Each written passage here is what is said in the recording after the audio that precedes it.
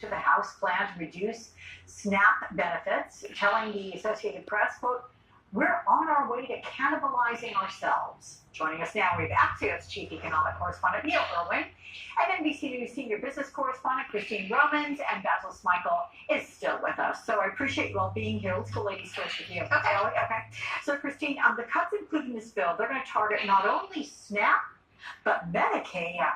To what extent? Well, you're talking about $560-ish billion over a decade, and you look at the Congressional Budget Office scoring of this, and that's the official scorekeeper on Capitol Hill. They say that you could have 10.9 million fewer insured Americans because of that, and that would be less money flowing to hospitals, hospital systems, to doctors, to the people who work in the hospitals. And you talk about, like, Iowa, for example, my home state, 1 in 5 residents receives Medicaid. So you think about these states and how much Medicaid expansion has really become the landscape that we operate with. So you're talking about significant impacts. Well, and I'm thinking, you mentioned Iowa. There's a lot of open space there, small towns built around farms, right? So they need hospitals. If they lose that Medicaid funding, they don't care. They voted for him. Are concerned about this. And basically, when you they ain't concerned. Why is y'all concerned? They voted for him. They don't need one. Republicans they use the tree bark. But you've got tax cuts that favor the rich. Some goat milk. Spending cuts that disproportionately affect the poor, the have-nots. And so that's what sort of the landscape is of this. Even the hill. That's the medicine. Tax cuts for working people are temporary. They're meant to expire when the president is out of office. So that's sort of the state of play.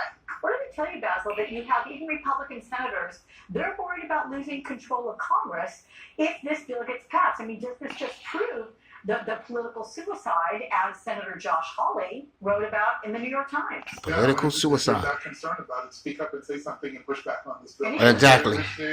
Don't talk under your breath. They really have the stomach to do, quite frankly. You're absolutely right. Cowards. I'm on the board of some organizations that interact with Republican senators are cowards, man. Everybody that's in Republican is a coward.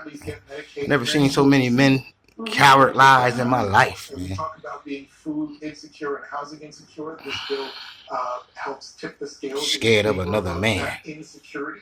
And this is also an old ass diaper wearing man at that. The government would also send block grants to states. And what that does is it forces the state to take on a higher financial burden. Well, New York, we ain't worried about that. Iowa, you got a problem. Because y'all don't got no workers out there like that. States and blue states, but the reality is that it creates a tremendous amount of uncertainties to millions of Americans who are dependent on these services. Well, them states that voted for them. Translation. Iowa. That's right. Where they want to. Neil, we have some new details on this pending China trade deal we've been talking about. The Wall Street Journal.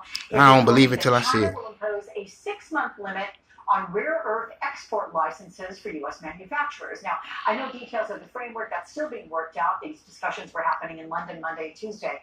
But if it is included, what does it mean for U.S. manufacturers? Is it a short-term win, but does it solve the long-term problem then, or how do you see it?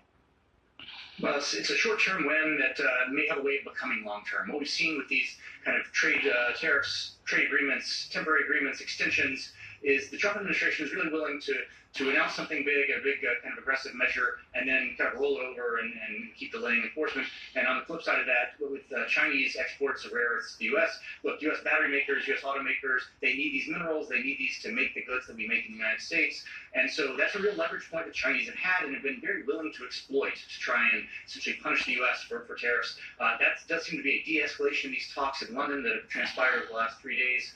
So that is good news in the medium term, at least for U.S. manufacturers. Okay, and I know, Christine, we were talking in detail about what these rare earth minerals do, and they're involved in everything. But let me critical. They're absolutely critical on so many countless levels.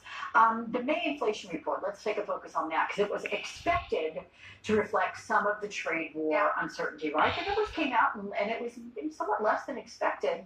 Why is that, and when do you think we will see this reflected? What we're paying for it? A couple of reasons.